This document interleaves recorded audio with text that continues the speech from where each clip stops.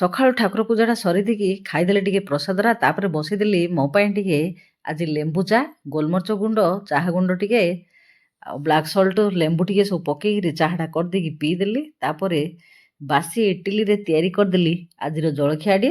ଫୁଟଣ ଫାଟଣ କରିକି ଜଳଖିଆଟା ହେଇସାରିଲା ପରେ ନେଇକିରି ମୁଁ ଖାଇଦେଲି। ଜଳଖିଆଟି ଖାଇସାରିଲା ପରେ ଲାଗି ପଡ଼ିଲି ପରିବାପତ୍ର କାଟିବାରେ।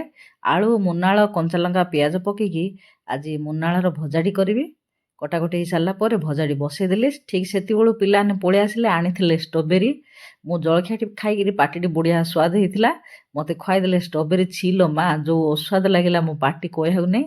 ତାପରେ ଝିଅ ଯାଇକି ସେମାନଙ୍କ ପାଇଁ ମିଲ୍କ ମେଡ୍ ପକେଇକି କରିଦେଲା ଜୁସ୍ଟି ଷ୍ଟ୍ରବେରୀର, ମୋତେ ଟିକେ ଦେଲା ପିଇବା ପାଇଁ। ତାପରେ ଯାଇକିରି ପାଟିଟି ବଢ଼ିଆ ଟେଷ୍ଟ ହେଇଗଲା। ଏଇଭଳିଆ ଗଲା ସକରୁଲଟି। ସନ୍ଧ୍ୟାବେଳକୁ କରିଦେଲି ଝିଅର ନାଇଟ୍ ସିଫ୍ଟ ନେବ ବୋଲି ମେଥି ମଟର ମଲାଇର ତରକାରୀ। ତାପରେ ପରଟା କରିଦେଲି। ଭିଡ଼ିଓଟି ଭଲ ଲାଗିଲେ ଚ୍ୟାନେଲକୁ ସବସ୍କ୍ରାଇବ୍ କରିବେ।